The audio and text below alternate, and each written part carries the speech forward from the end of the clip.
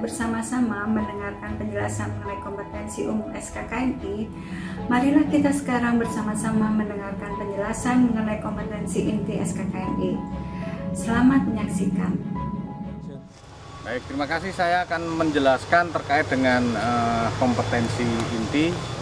Secara umum ini ada dua bagian utama. Ini pertama adalah terkait dengan bagaimana kita merencanakan kegiatan penilaian, dan yang kedua adalah bagaimana kita melaksanakan tahap penilaian atau verifikasi.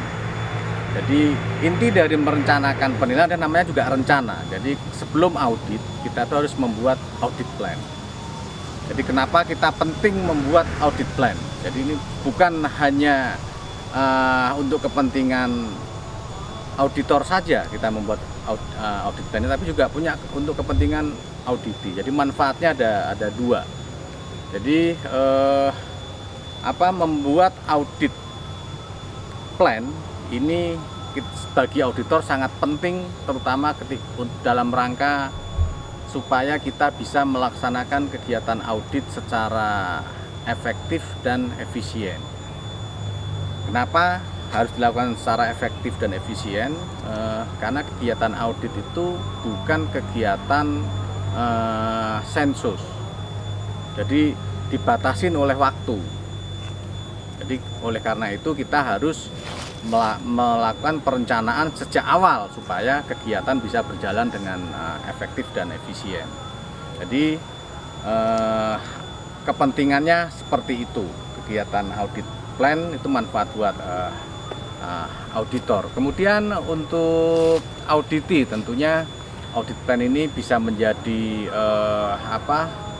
rencana yang harus disiapkan oleh auditi. Jadi terkait dengan resource apa yang harus mereka siapkan ketika nanti kunjungan ke lapangan, ketika proses audit itu berjalan. Jadi bisa merencanakan transportasinya seperti apa, karena di lapangan itu tidak sama dengan di kota, jadi harus direncanakan. Apalagi untuk daerah-daerah yang rawan, misalnya kita menggunakan akses menggunakan speedboat, itu nanti ada zonasi.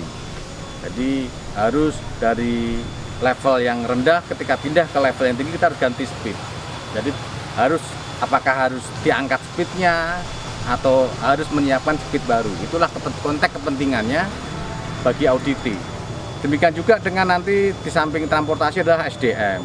Jangan sampai ketika kita verifikasi ke lapangan, personil yang ingin kita wawancara, ingin kita verifikasi di lapangan tidak ada. Jadi itu kepentingan buat audit juga sangat-sangat penting.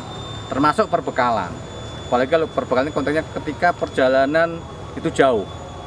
Jadi kadang-kadang kita harus makan siang di lapangan yang disiapkan oleh auditi. Jadi memang harus tahu audit plan-nya seperti apa.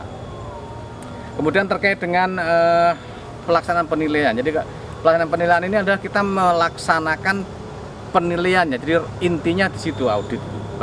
Dari yang sudah kita rencanakan, kita akan memverifikasi bagaimana kelengkapan dokumen yang sudah kita susun di dalam audit plan tadi. Kita akan perlu banyak sekali dokumen. Jadi kita cek dokumennya, kemudian kita verifikasi isi dokumennya, kemudian kita juga akan melakukan kunjungan lapangan ketika proses verifikasi seperti itu. Jadi cek dokumen, kemudian kita verifikasi dokumen, kemudian kita buktikan di lapangan seperti apa, apakah semua bukti-bukti tadi menjadi bagian dari bukti yang objektif.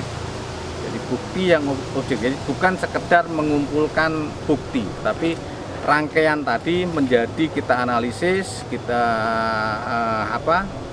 rangkum semua dari bukti-bukti itu menjadi suatu kesimpulan di dalam verifier.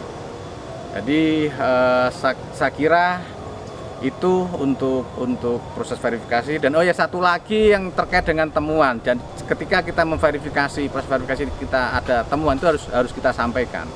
Ketidaksesuaiannya di mana? Hal ini penting kita sampaikan ke auditi supaya ketika audit berakhir atau ketika closing meeting itu tidak terjadi perdebatan yang tidak berujung, karena siapa tahu sebenarnya buktinya itu ada kalau kita verifikasi ketika ada temuan, hanya mungkin belum ditunjukkan. Itulah pentingnya kita melakukan verifikasi dan komunikasi yang efektif dengan auditi. Jadi saya kira secara umum terkait dengan kompetensi inti, bagaimana menyusun audit plan, bagaimana kita melakukan verifikasi, itu yang harus kita lakukan di lapangan. Saya kira itu, terima kasih.